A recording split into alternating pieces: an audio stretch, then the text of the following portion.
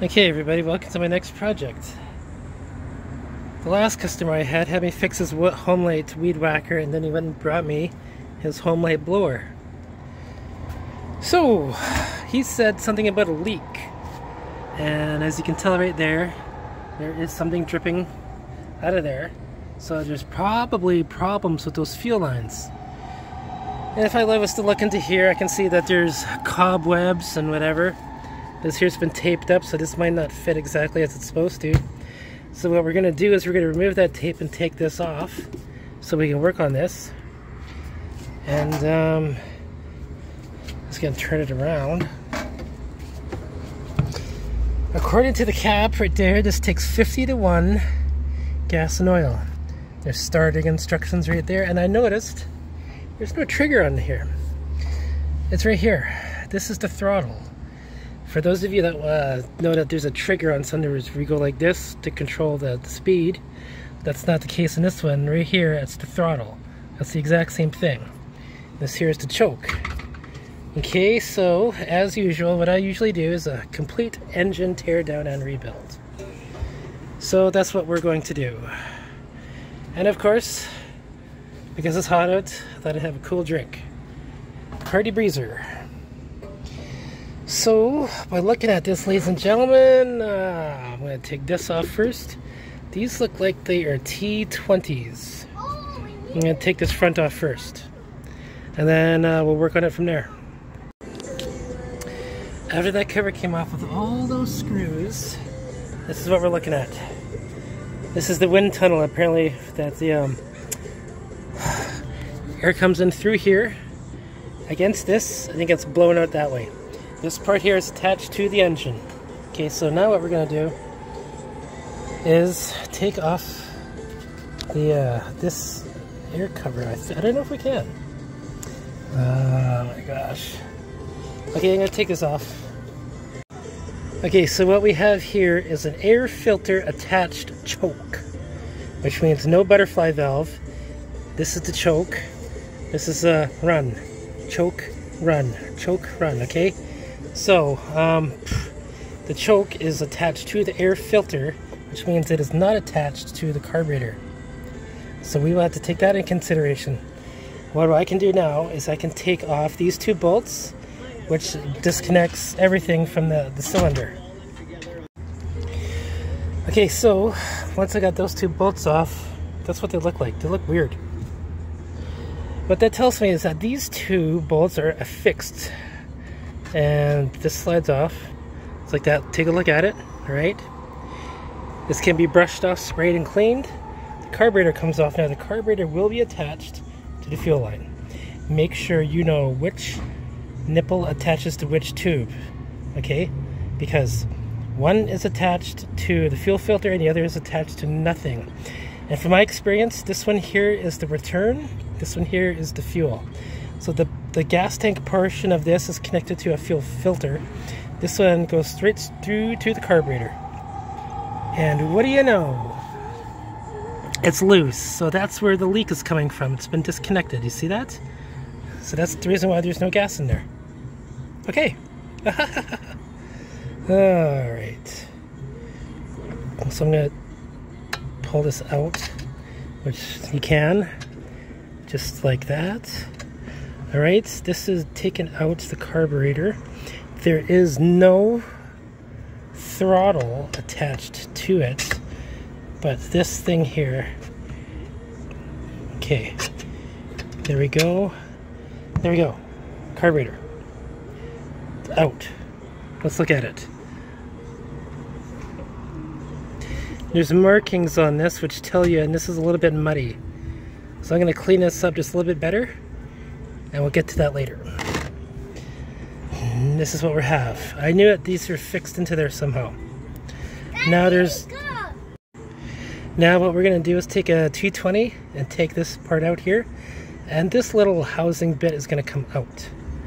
After that, I'm pretty sure we're going to have to take out the fuel tank. Okay, so these two bolts are what was holding it in. Once again, they look just a little bit different. Now this can come off. You got to get a little bit of tap when you go to get this, but it should come out. And let's see here.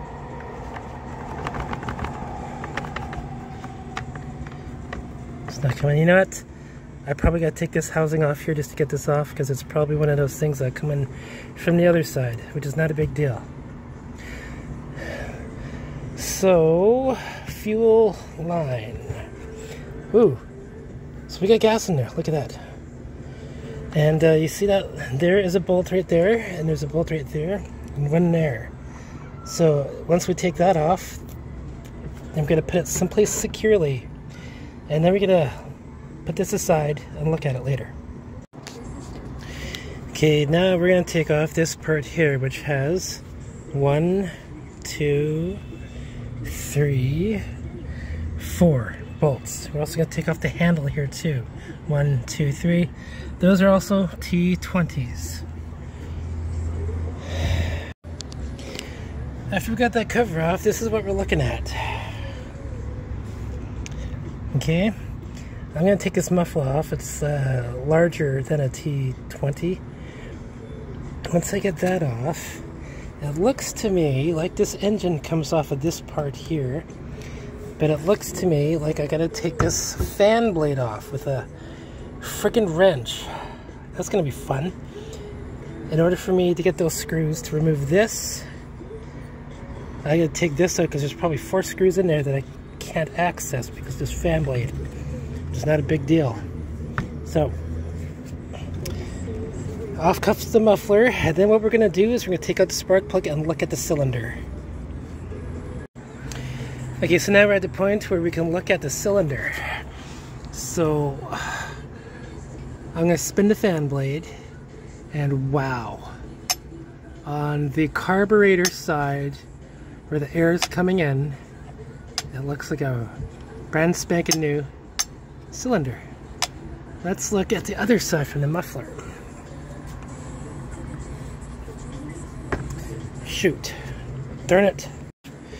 Okay, muffler side. Ooh, there's a line. It's kind of looks a bit burnt on this side.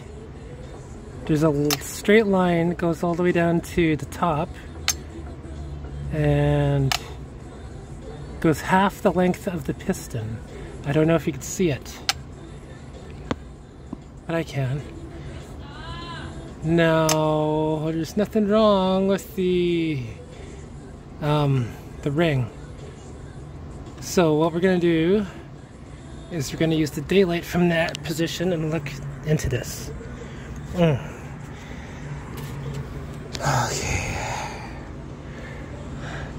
And I don't know if you can see in there like I can, but the top of the piston looks actually pretty clean. Okay. So, what we're going to do now is we're going to remove this. We're going to see if there's any debris that is inside that's at the bottom of the piston, the cylinder, the crank. Okay, we're going to look at this side of it. If there's any debris or anything like that, we can clean it out. If there's gunk, maybe goo, oil, or whatever, we're going to see. So, 6 T20 screws. Okay, this is the cover that came off. There's nothing in there. Nothing fell out. But I want to stress something to everybody. When you are taking this off and there's a gasket under there, use a freaking razor blade and take it off carefully. Otherwise, you'll put a rip into this. It will leak fluid, whether it's gas or oil or water. And you'll have to retrace another one or buy another one. I don't have time today to go buy another one or to trace a new one, so I was very careful with it. Okay, so now let's look at the cylinder. I'm going to push this all the way up. And of course, it's sitting on the fan blade, so I'm going to do something like this. There we go. Now we can look in the cylinder part. And I don't know if you can see anything on your end, but I can see that there is no scratches, no debris, no rusting, no worn parts, no water corrosion, anything like that. Okay, so therefore we have a good cylinder. And now I'll just clean this part off, and I guess, ladies and gentlemen, what I'll do now is I'll just start cleaning everything up. We'll go through the gas tank process again and the carburetor process again. And I'm just gonna get organized here. Don't forget to have a drink. Now we're at the gas tank part. As previously explained with the other video, these two holes here could be different sizes, and in this particular case, no, they are not. Those are the same sizes. But this hose here looks like it is connected to the fuel filter. This one is the return, okay? So this is a longer line. This is a shorter line, okay? Now let's look at the carburetor that is attached to them. This is the return, so when you press the primer bulb down, it pushes the fuel out of here. And then when you release the primer bulb, it sucks the gas into here. Those two nibs are the same size. So that means the tubing that you can use is the same size, okay? So now that I've got this all taken care of and cleaned out, what I'm going to do is I'm going to disconnect these tubes, lines, and replace them and flush out that fuel filter. And then we're going to test for a leak to see if there's any cracks or stuff, and we're going to do that with water.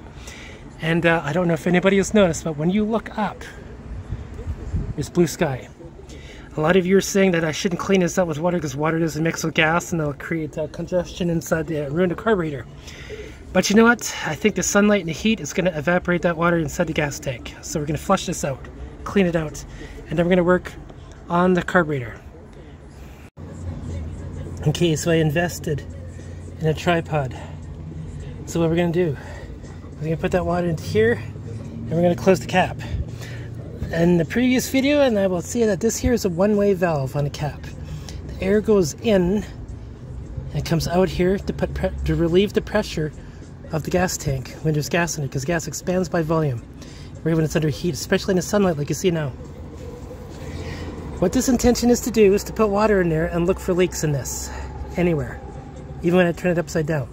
We're going to plug those two hoses up by hand, and I'm just going to look for leaks, okay?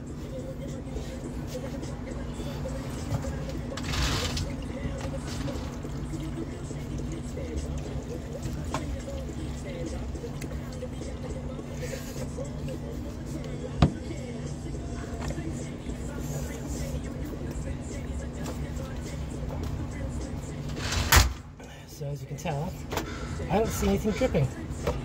Now we're going to turn it upside down.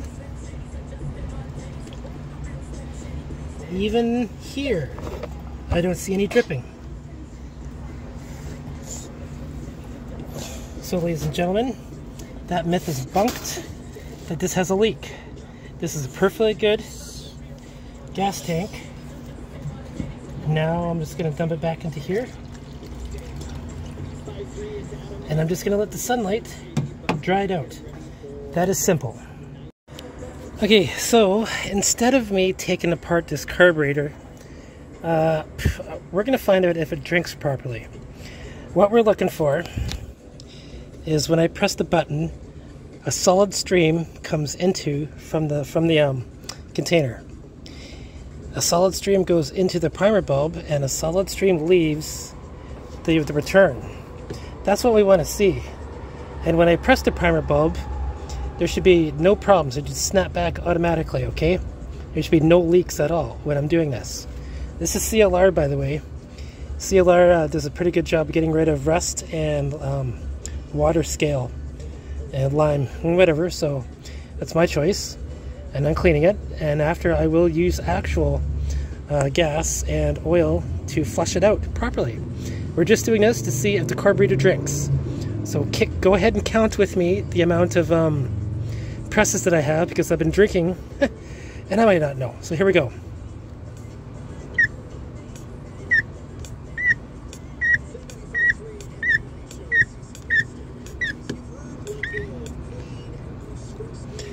Oh yeah.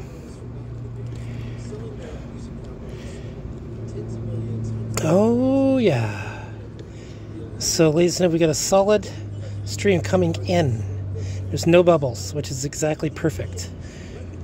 I'm pressing this out, and as I press out, there's a solid stream coming out. The primer bulb itself, if you can see it, is filling up as I'm pressing it. Okay, so this is exactly what we're looking for. And as you can tell, there's no leaks anywhere on the carburetor. If there was air bubbles, you would see them in the fuel lines. So therefore, we have a good carburetor. So what I'm going to do now is I'm going to flush this out with gas and whatnot, and then we're not going to do a teardown of this carburetor in particular, because I might not have the rebuild kit for it. Okay, so therefore we're just going to leave it. Now we're going to move on.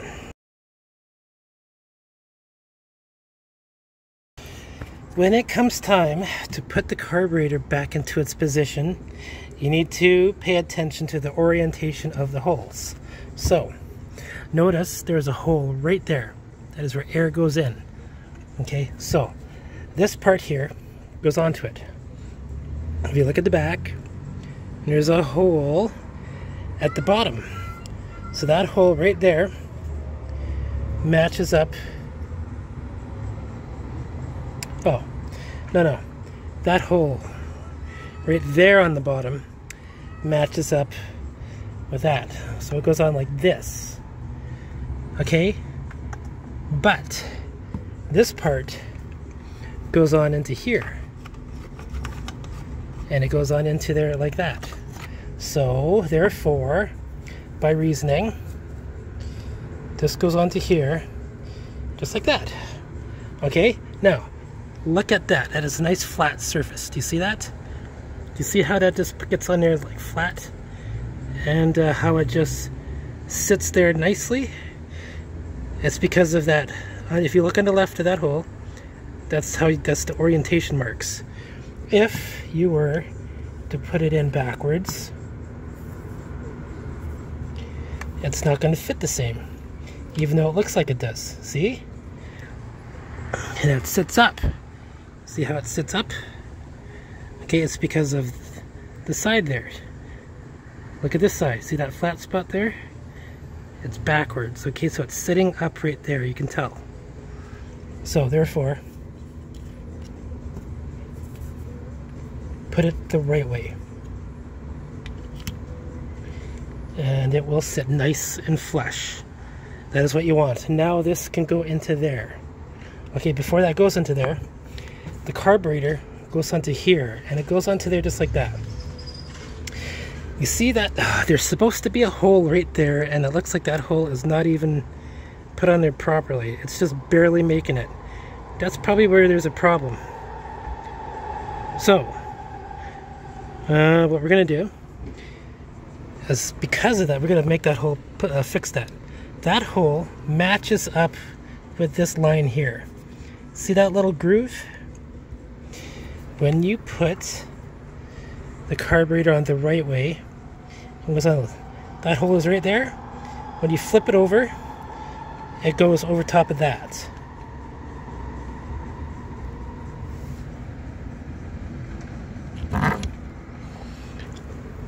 And then this goes into here. And then the correct orientation of your air filter goes on just like that. Okay? So, I gotta fix this whole part here, because that right there is important. As you can tell, it's just not making it. So I'm gonna fix that. And then I'm gonna put it in there. Okay, in the process when you're putting the carburetor back together, it is important that there's zero air gaps anywhere. There's potential for air to get into there, potential for air to get into there, and potential for air to get into here. So that's 1, 2, 3 places that you need to pay attention to. And there's a gasket on both sides of the carburetor here, so make sure those are not ripped or torn in any way, and they're in pretty good condition. Just the smallest amount of air that gets into there from those gaskets could be the reason why you're having trouble starting it and tuning it, okay? So, right now, let's get to put the fuel things back into here, and I wanted to make a mention. You can cut these to length so that they're exactly the length that they're supposed to be. There should be no curves or bulges in the line when you're putting it in, so that they're exactly the distance that they're supposed to be. And this gasket here, pay attention to not rip that. And there's a gasket, this here material right there is a gasket which protects the muffler from the rest of it, because the muffler gets hot. Okay, and everything here is pretty much ready to go back together. I'm just going to go put the housing back on. I'm just going to clean those off a little bit and put those on. And then we're going to go through fuel mixtures. Okay, this is the part where we need to pay attention carefully. 50 to 1, it's written in 2 places onto the blower how to do it. It's 50 to 1. I'm showing you how to do it. It's just what you do. It needs 2-cycle engine lubricant. This is the oil side, and this is the gas side. Recommended to use unleaded gas, regular 87 will work. They do not want you to use E85. Do not use E85. It says so in the instructions not to use it, so don't use it. Okay, so we're going to use regular 87. Now, I'm going to use my beaker and this stuff right here. Okay, so right here we have a 250 milliliter mark. And we want to know how much oil to put into our gas. So this is what we do. We have our ratio of 50 parts gas to 1 part oil. And that ratio needs to match our 250 milliliter right there. We're going to put X down here because that's our unknown, how much oil that we need. Okay, so we're going to do math. We're going to do it high school way. 50 over 1 equals 250 over X. Multiply these two, we get 50X equals, then we multiply these two, 250. X equals 250 divided by 50. Then we get X equals 5 milliliters. So, in 250 milliliters of gas right up to here, we're going to put in 5 milliliters of gas from here. And the way that we're going to do that is by using a dollar store suction tool. We're going to stick it into there, suck out 5 milliliters, then dump it into there, and then that's it, done. And then we're going to use that to put into our blower. But before we do that, we're going to have a drink. Okay, everybody, we have everything all put together and there's no leaks. So let me hit the primer bulb to see what happens. Ooh, look at that. See, fuel going in, circulating, circulating, fuel going out. That's exactly what we're looking for.